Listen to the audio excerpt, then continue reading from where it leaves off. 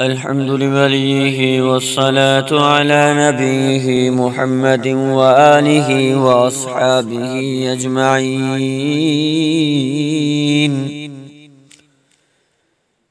أما بعد فأعوذ بالله من الشيطان اللعين الرجيم. بسم الله الرحمن الرحيم.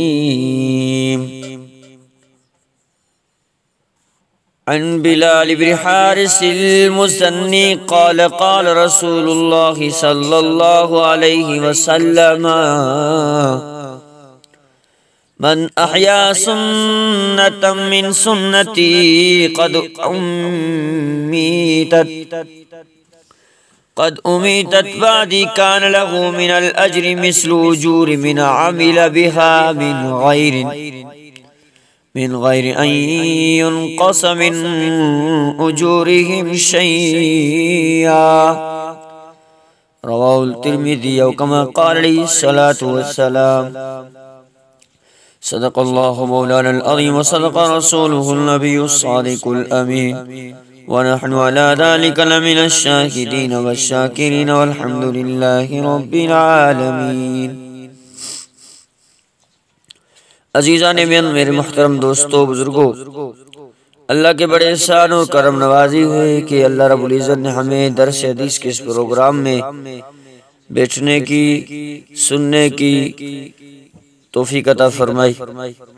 بعض از فجر کے ہمارے درس حدیث کا یہ پروگرام ہوتا ہے، آپ کو معلوم ہے. آج میں آپ حضرات کے سامنے اہم عنوان اصلاح امت کی جدوجہد، امت مسلمان کی اصلاح کے لیے کوشش. میں نے آپ حضرات کے سامنے ترمذی شریف کی، جامع ترمذی بڑی کتاب ہے حدیث کی، اس کے ایک حدیث میں نے آپ حضرات کے سامنے تلاوت فرمائی ہے اور اس کی کچھ تشریحات میں آپ حضرات کے سامنے پیش کروں گا. اللہ رب العزت سے دعا رب العالمین عمل کرنے کی توفیق عطا فرمائے.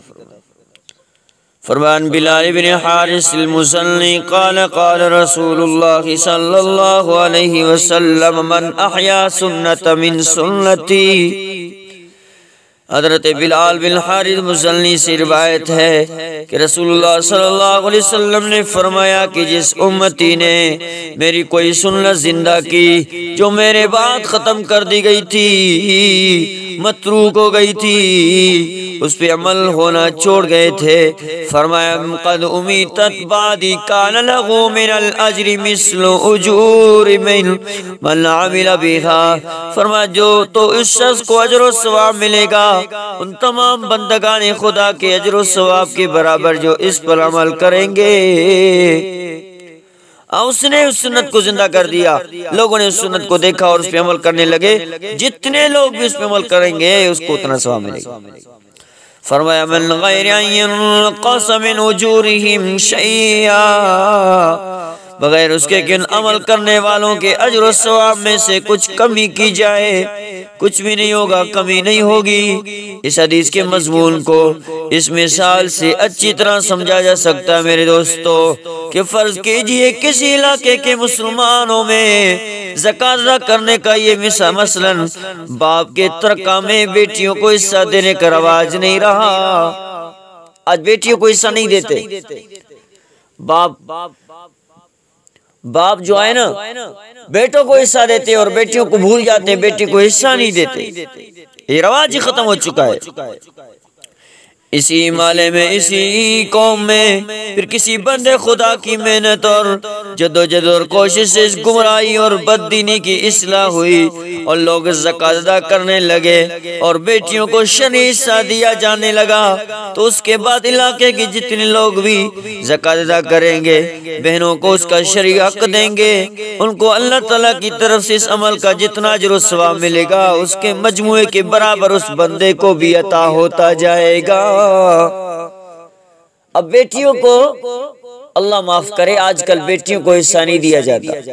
میرے عزیز من، میں دنیا کے ان تمام بڑے بھائیوں کو، ان باپوں کو یہی گزارش کرنا چاہتا ہوں، اگر آپ باپ ہو جس طرح سے بیٹے کو حق دیتے ہو تو بیٹیوں کو بھی اتنا پورا حق دو. بیٹیوں کا حق ہے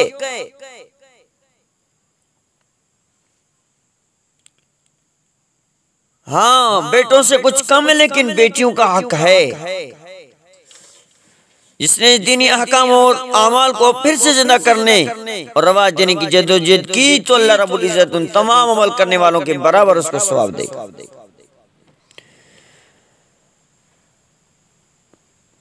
ایسا نہیں کہ عمل کرنے والوں کے اجر سے کٹ کر کچھ کم کر کے دیا جائے۔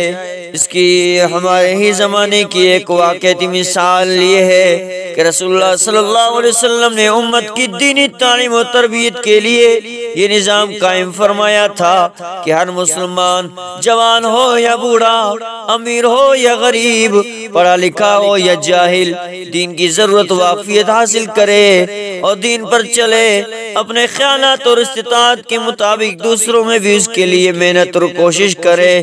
لیکن کچھ تاریخی اسباب کی وجہ سے مرد و زمان کے ساتھ یہ نظام کمزور پڑتا رہا۔ صدیوں سے یہ حال ہو گیا، علماء مخلصین خواص اہل دین کے بہت ہی محدود حلقے میں دین کی فکر باقی رہ گئی ہے۔ پھر ہمارے ہی زمانے میں اللہ کے ایک مخلص بندے رسول اللہ صلی اللہ علیہ وسلم کے ایک وفادار امتی نے دین کی فکر و محنت کے اس عمومی اور عوامی نظام کو پھر سے رائج کرنے، رواج میں لانے کے لیے کوشش کی اور اپنی زندگی اس کے لیے وقف کر دی، جس کا یہ نتیجہ آنکھوں کے سامنے ہے۔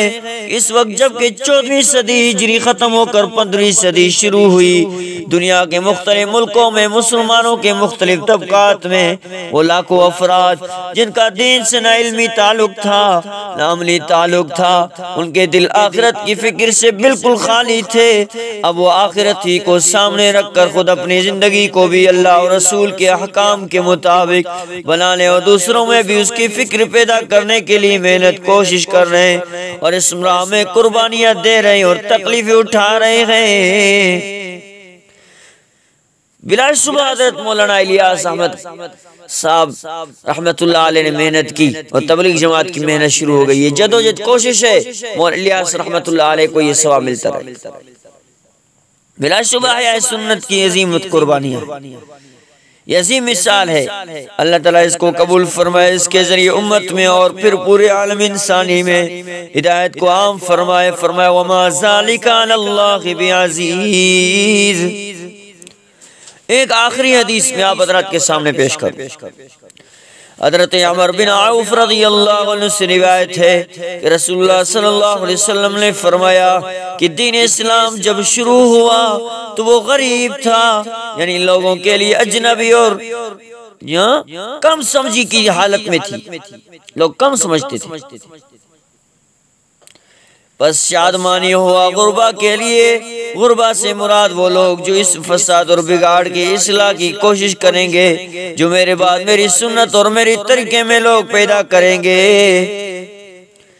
ہماری اردو زبان میں غریب نادار مفلس آدمی کو کہتے ہیں، ہم اس کو کہتے ہیں غریب جو بالکل مفلس ہو، اس کے پاس کچھ نہ ہو، اس کو ہم غریب کہتے ہیں۔ لیکن اس لفظ کے اصل معنی ایسے پردیسی کے ہیں جس کا کوئی شناسا، کوئی پرسان حال نہ ہو۔ رسول اللہ صلی اللہ علیہ وسلم کے اس ارشاد کا حاصل یہ ہے کہ جب اسلام کی دعوت کا آغاز ہوا تھا، اللہ تعالیٰ کے حکم سے آپ صلی اللہ علیہ وسلم نے اہل مکہ کے سامنے اسلام پیش کیا، اسلام کی تعلیم پیش کی اور عقائد اور اعمال پیش کیے۔ اس کے نظام کی زندگی لوگوں کے لیے بالکل نامانوس اور اجنبی تھا، سمجھ میں نہیں آ رہا تھا کہ حضور کیا فرما رہے۔ رفتہ رفتہ یہ حال ہوا، یہ صورتحال بدلتی رہی، لوگ اس سے مانوس ہوتے رہے اور اس کو اپناتے رہے، دین کو سمجھتے رہے، اجنبی سے وہ جان والے پہ ہو گئے، یہاں تک کہ ایک وقت آیا کہ پہلے مدینہ منورہ کے لوگوں نے اجتماعی طور پر اس کو سینے سے لگایا، اس کے بعد جلدی ہی قریباً پورے جزیرہ عرب نے اس کو اپنا لیا، اس دین کو مان لیا، آنکھوں سے لگا لیا، اس دین کو چومنے لگے۔ جو حضور کے جان لیوا تھے وہ حضور کے لیے جان دینے والے بن گئے۔ یہ بگاڑ ختم ہو گیا۔ وفادار امتی بن گئے۔ رسول اللہ صلی اللہ علیہ وسلم کے صحابہ نے کوشش کی، جد و جہد کی، وہ صحابہ کی وہ کوشش، اسلام کی کوشش آج ہمارے پاکستان کے کونے کونے میں، ہندوستان کے کونے کونے میں، افریقہ، امریکہ، اسٹریلیا، برطانیہ، پتہ نہیں کہاں کہاں تک یہ دین پہنچی ہے۔ صحابہ کے صرف 10,000 صحاباؤں کے قبر مدینہ اور مکہ میں ہیں، اور سارے صحابہ کی کوشش جد و جہد نے سارے عالم اسلام میں دین پھیلانے کے لیے پھیلی۔ عزیزان من، اللہ کریم سے دعا رب العالمین عمل کرنے کی توفیق عطا فرمائے، اور امت مسلمہ کے لیے ہمیں بھی جد و جہد کوشش کرنی چاہیے کہ نبی علیہ السلام کی کوئی بھی سنت اگر ہم سے چھوٹ گئی ہے، ہم دوبارہ سے اس کو زندہ کرنے کی کوشش کریں، اس کو رائج کرنے کی کوشش کریں۔ یہ ایک آخری بات میں کروں، بیٹیوں کو حصہ دو، بیٹیوں کو حصہ دو۔ قیامت کے دن یہ بیٹیاں آپ کے لیے سفارش ہی کریں گے کہ مولا اس میرے باپ نے میری قدر کی، اس باپ نے میرے خیال کیا، اس نے مجھے حق دیا، مولا میرے باپ کو بخشش، میرے باپ کو بخشش دے۔ یہ بیٹیاں سفارش کریں گی، تیرے جانے کے بعد بیٹیاں دعا کریں گی۔ بیٹے کہیں گے ایک باپ مر جائے، ابا مر جائے، جان چھوٹ جائے، اس کے پیسے ملکیت پہ قبضہ کر لیں۔ بیٹیاں دعا کرتی ہیں، مولا میرے ابا کو زندگی دے، مولا میرے اماں کو زندگی دے، مولا میرے اماں کو زندگی دے، میرے ابا کو زندگی دے، مولا میرے ابا کو صحت دے، تندرستی دے۔ بیٹے کہیں گے مولا میرا ابا بیمار ہو جائے، ہاں وہ گھر میں نہ ہو، باہر ہو، میں اس کے جو ہے نا چہرے کو نہ دیکھوں، اس کا پیسہ، سامان، دولت مجھے ملے، اس کی جو ہے نا خاموشی میرے سامنے نہ ہو، میرے والد صاحب میرے سامنے نہ ہو۔ عزیزان من، اللہ کریم سے دعا رب العالمین عمل کرنے کی توفیق عطا فرمائے۔ وآخر دعوانا الحمدللہ رب العالمین۔